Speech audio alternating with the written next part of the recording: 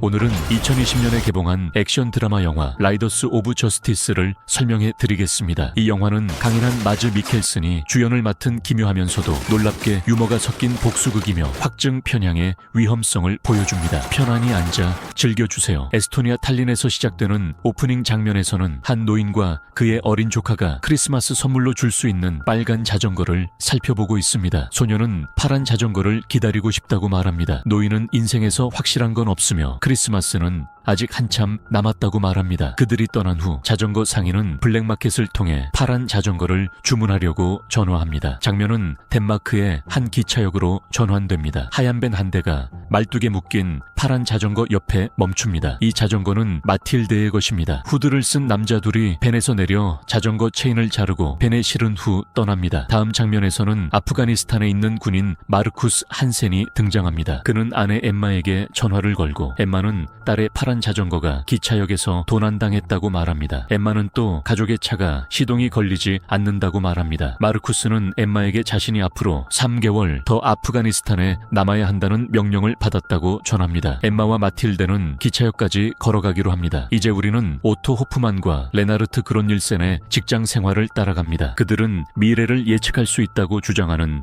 겉보기에 무가치한 알고리즘을 발표하고 있습니다. 오토는 모든 사건은 이전 사건들의 결과물이라고 말하지만 우리는 종종 데이터가 부족하기 때문에 이런 사건들을 우연이라 간주한다고 설명합니다. 그들의 상사들은 그 결론을 도출하는데 너무 많은 시간과 회사 자원이 소모된 것에 대해 불만을 가집니다. 그들은 해고되고 개인 물건을 정리해 떠납니다. 오토는 기차를 타고 집으로 돌아가는 도중 같은 칸에 있는 문신 남자를 봅니다. 그는 또 다른 남자가 샌드위치와 음료수를 쓰레기통에 버리고 기차에서 내리는 것을 지켜봅니다. 그 직후 마틸데와 엠마가 탑승합니다. 기차는 혼잡하여 오토는 엠마에게 자리를 양보합니다. 그 순간 기차는 반대 방향에서 오는 또 다른 열차와 충돌하고 기차 오른쪽 측면이 심하게 손상됩니다. 오토는 의식을 되찾고 주변의 잔해를 목격합니다. 아프가니스탄에서는 마르쿠스가 아내 엠마가 열차 사고로 사망했다는 소식을 듣습니다. 오토는 부상 치료를 받기 위해 병원에 입원해 있습니다. 퇴원하는 길에 그는 깊은 슬픔에 빠진 마틸데가 상담을 받고 있는 모습을 목격합니다. 마르쿠스는 아프가니스탄에서 군 복무를 마치고 귀국합니다. 오토는 자신의 아파트로 돌아가 열차 사고에 대한 뉴스 보도를 시청합니다. 뉴스에서는 사고가 단순한 사고로 판정되었고 총 11명이 사망했다고 보도합니다. 오토가 열차에서 본 문신 남자와 그의 변호사도 사망자 중에 포함되어 있었습니다. 그 남자는 요한 이글 울릭손이라는 이름의 전직 오토바이 갱단원이었습니다. 그는 고의 살인 사건에 대해 이전 소속 갱단인 라이더스 오브 저스티스와 그들의 리더 커트 텐덤 올센을 고발하기 위해 곧 증언할 예정이었습니다. 마르쿠스는 아프가니스탄에서 돌아와 병원에 있는 마틸데를 찾아갑니다. 그는 슬픔에 잠긴 딸을 위로하려 애씁니다. 오토는 경찰 당국을 찾아가 통계적으로 열차 사고가 우연이 아닐 가능성에 대해 이야기합니다. 그는 이글과 그의 변호사가 증언을 하기 13일 전에 함께 사망한 확률은 매우 낮다고 지적합니다. 담당자들은 그의 말을 경청하지만 음식과 음료를 버리고 열차에서 내린 남자는 사고와 무관하다고 판단합니다. 마틸데와 마르쿠스는 집에서 함께 슬픔을 극복하려 하지만 사고로 인한 감정의 골은 두 사람의 관계에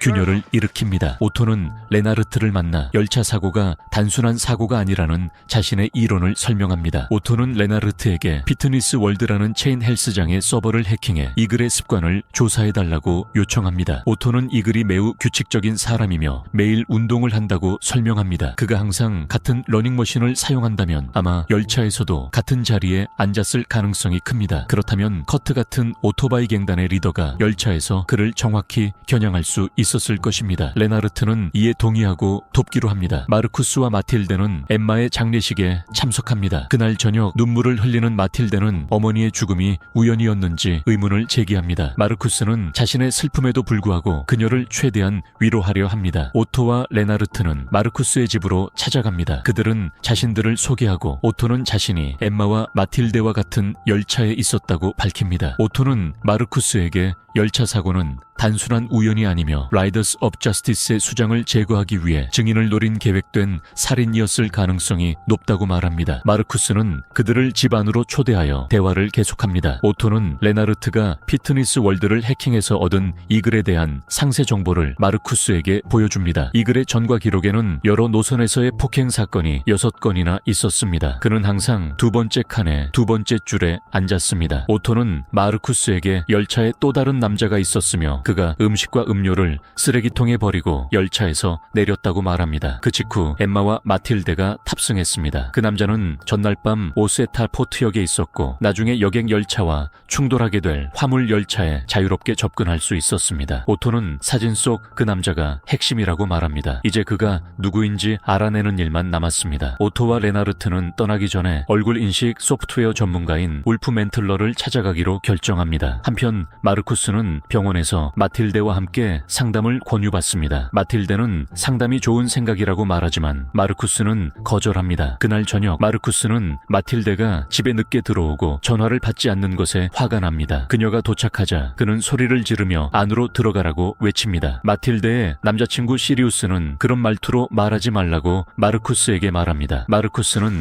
시리우스를 주먹으로 때리고 마틸데는 미친 사람이라고 소리치며 집으로 달려갑니다. 시리우스는 오토바이를 타고 떠납니다. 마르쿠스는 마틸데의 잠긴 방 문 앞에 서서 자신의 행동을 사과합니다. 마틸데는 여전히 열차 사고 당일의 사건 순서를 정리하며 그것이 정말 우연이었는지 계속해서 의문을 가집니다. 다음날 오토와 레나르트는 멘틀러의 아파트를 찾아가 살인사건과 관련하여 그의 도움이 필요하다고 말합니다. 멘틀러는 얼굴인식 소프트웨어를 사용해 사고 직전 열차에서 내린 수상한 남자를 식별합니다. 그는 카이로 출신의 이집트인으로 99.12% 이상의 생체 인식 기준치를 넘긴 유일한 일치 인물이었습니다. 오토는 기준치를 95%로 낮추고 덴마크 주소를 가진 사람들 중에서 일치하는 인물을 다시 찾아달라고 요청합니다. 덴마크 내에서 가장 높은 일치율을 보인 사람은 폴 올라센이었습니다. 오토는 그가 열차에 있었던 남자라고 기억합니다. 마르쿠스의 집에서는 마틸데가 여전히 아버지에게 화가 나 있습니다. 마르쿠스는 사과하고 마틸데에게 시리우스를 저녁 식사에 초대하라고 제안합니다. 그때 오토, 레나르트, 멘틀러가 마르쿠스를 찾아옵니다. 그들은 마르쿠스에게 폴 올라센이 라이더스 오브 저스티스의 수장이자 커트 텐덤 올라센의 형제라고 말합니다. 폴은 기차 부품을 전문으로 하는 훈련된 정기 기술자입니다. 열차 안에서 죽은 문신 남자는 폴에 대해 증언하려던 참이었습니다. 그들은 사고에 대한 정보를 얻기 위해 폴의 집으로 갑니다. 폴은 그들에게 총을 겨눕니다. 그들은 떠나려고 하지만 차에 도착하자 마르쿠스는 다시 집 쪽으로 돌아갑니다. 폴은 문을 열고 총을 휘두릅니다. 마르쿠스는 통제력을 잃고 폴을 죽입니다. 레나르트는 집 안으로 들어가 멘틀러에게 증거를 처리하는데 도움을 달라고 전화합니다. 그는 마르쿠스와 오토에게 차에서 기다리라고 말합니다. 레나르트는 청소 도구를 찾으며 집 안을 뒤지던 중 우크라이나 남자 보다슈카가 벌거벗은 채 입이 막혀 있는 것을 보고도 아무 말 없이 그를 두고 나옵니다. 그는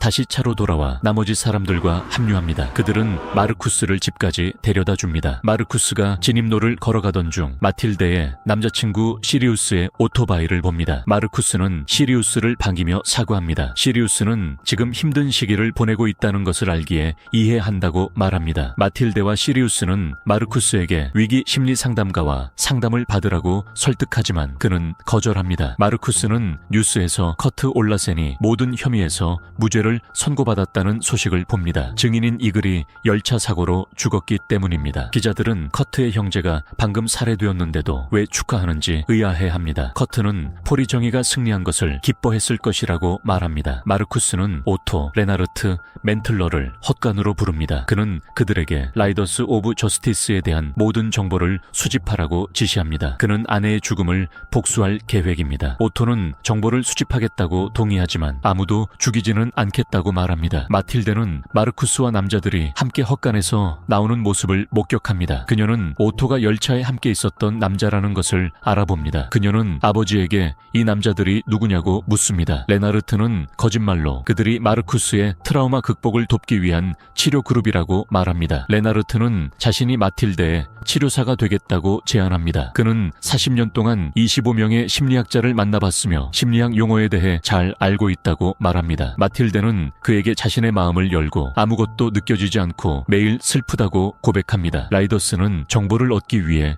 보다슈카를 고문한다. 그는 잘 차려입은 남자 한 명만 기억난다고 말한다. 그 남자가 멘틀러라는 이름을 부르던 소리를 들었다고 한다. 마르쿠스의 헛간에서는 멘틀러가 컴퓨터를 설치하려 애쓰고 있다. 그는 저 예상도 모니터만큼 자신을 열받게 하는 건 없다고 불평한다. 그들은 다시 집 안으로 들어오고 멘틀러는 이번엔 컴퓨터의 느린 프로세서에 대해 계속 불평한다. 그는 당장 자신의 아파트에서 서버와 모니터를 가져오라고 요구한다. 마틸데를 상담하고 있던 레나르트는 멘틀러의 무례함에 화를 내며 그를 오만한 디바라고 부른다. 마틸데는 남자들이 장비를 가지러 떠나는 모습을 시리우스와 함께 지켜보며 뭔가 이상하다고 말한다. 아파트로 향하는 도중 레나르트는 마르쿠스에게 트라우마 상담은 부끄러운 일이 아니라고 말한다. 마르쿠스는 화가 나며 아무 말도 하지 말라고 한다. 멘틀러의 아파트 밖에서는 라이더스가 그들을 기다리고 있다. 그들은 무리를 발견하자 보다슈카에게 멘틀러를 지목하게 한다. 무리가 입구에 접근하자 라이더스는 총격을 가한다. 마르쿠스는 한 명의 공격자에게 달려들어 무기를 빼앗고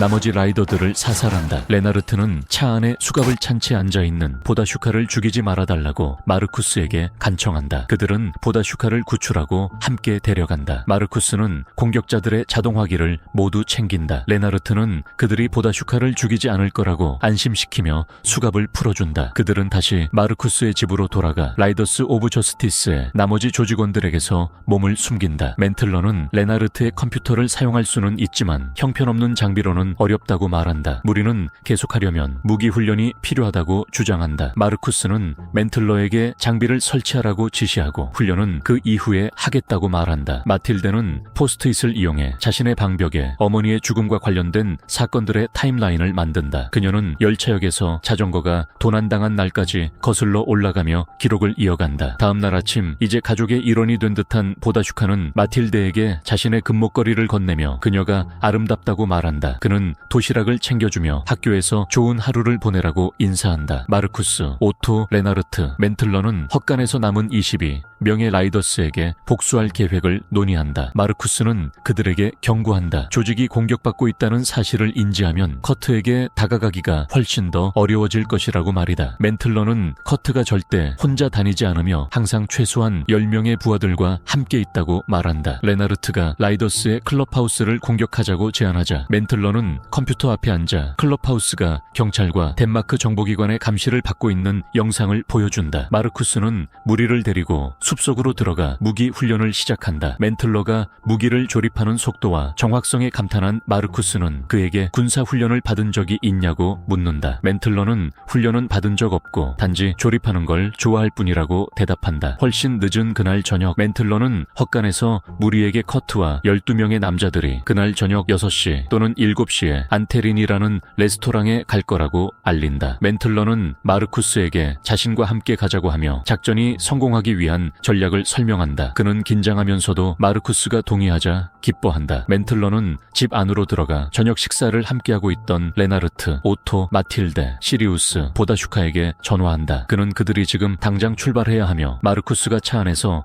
모든 것을 설명해 줄 것이라고 말한다. 레스토랑으로 가는 길에 오토는 마르쿠스가 마틸데에게 말하는 방식에 대해 반복적으로 따져 묻는다. 마르쿠스는 그에게 말을 그만하라고 경고하지만 오토가 계속하자 결국 그를 주먹으로 치고 도로 옆에 버려둔다. 차를 타고 떠나는 중 레나르트는 마르쿠스에게 오토의 딸이 2002년에 나무를 들이받는 교통사고로 사망했고 그 사고로 오토의 팔이 영구적으로 손상되었다고 말한다. 그들은 레스토랑에 도착하고 커트가 3명의 조직원을 반기며 인사하는 모습을 목격한다. 마르쿠스는 멘틀러에게 준비하라고 말하고 레나르트에게는 차에 남아있으라고 지시한다. 레스토랑에서는 더 많은 사람들이 나오고 그 중에는 전혀 예상하지 못했던 오토바이 여성들도 있다. 그들은 여성들이 레스토랑을 떠나는 동안 차 안에서 대기하고 커트는 차를 타고 자리를 떠난다. 마르쿠스와 멘틀러는 주차된 차들 옆 도로를 따라 달려 내려가고 마르쿠스는 일부 갱단원들에게 총을 쏜다. 마르쿠스는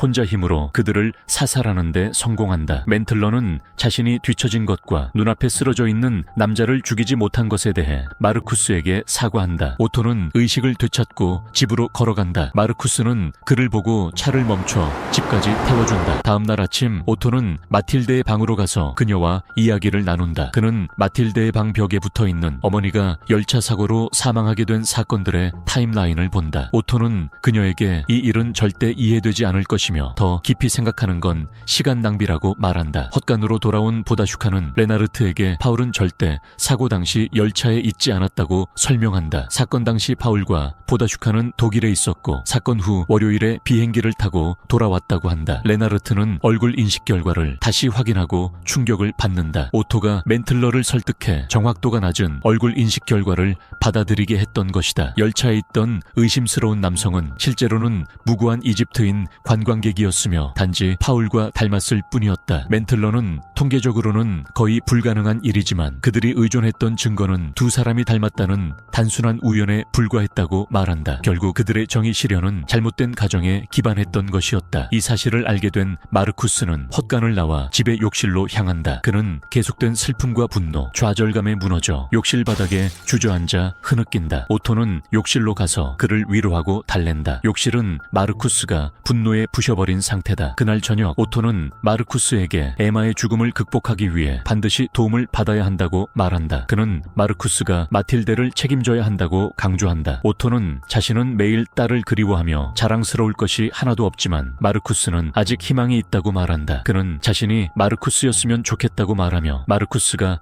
마틸데와의 관계를 회복하길 바란다고 한다. 그리고 그게 이해되기까지는 시간이 걸릴 거라고 말한다. 그날 밤 시리우스가 오토바이 쪽으로 걸어가던 중 라이더스에게 습격당한다. 그들은 그의 손가락을 부러뜨리겠다고 협박하며 오토의 행방을 말하라고 위협한다. 마르쿠스는 소리를 듣고 헛간에서 집으로 달려가고 라이더스는 무리를 향해 총격을 시작한다. 그는 마틸데에게 방으로 달려가 침대 밑에 숨으라고 말한다. 오토와 레나르트는 부상을 입고 마르쿠스도 심하게 다친다. 마르쿠스는 레나르트에게 계단 아래 숨겨둔 분해된 총기들을 가져오라고 지시한다. 라이더스는 집 안으로 들이닥친다. 마틸데는 침대 밑에서 발견되어 인질로 잡힌다. 마르쿠스는 문 앞으로 불려가고 마틸데가 총에 겨눠진 채 서 있는 모습을 본다. 그는 무기를 내려놓는다. 오토, 레나르트, 멘틀러 그리고 보다슈카가 급습해 라이더스를 전부 사살한다. 마르쿠스는 총에 맞은 마틸데를 안고 나무 아래로 데려가 앉는다. 마틸데는 구급차가 오고 있다고 말한다. 마르쿠스는 마틸데에게 미안하다고 말하고 그녀의 말을 들었어야 했다며 슬픔 상담이 필요하다고 인정한다. 영화는 크리스마스로 넘어간다. 그곳에는 모두가 모여 선물을 교환하며 축하하고 있다. 마르쿠스와 마틸데는 멘틀러에게 과거 젊었을 때 그가 훌륭하게 연주했던 프랑스 호른을 선물한다. 오토는 그를 격려하고 멘틀러는 다시 완벽하게 연주를 시작한다. 마틸데의 크리스마스 선물은 새빨간 자전거이다. 그리고 탈린의 또 다른 집에서는 영화 첫 장면에 나왔던 소녀가 마틸데의 파란 자전거를 할아버지에게 선물 받는다. 시청해 주셔서 감사합니다. 이 영상을 재미있게 보셨다면 구독과 알림 설정을 부탁드립니다. 큰 도움이 됩니다. 감사합니다. 또 곧 뵙겠습니다.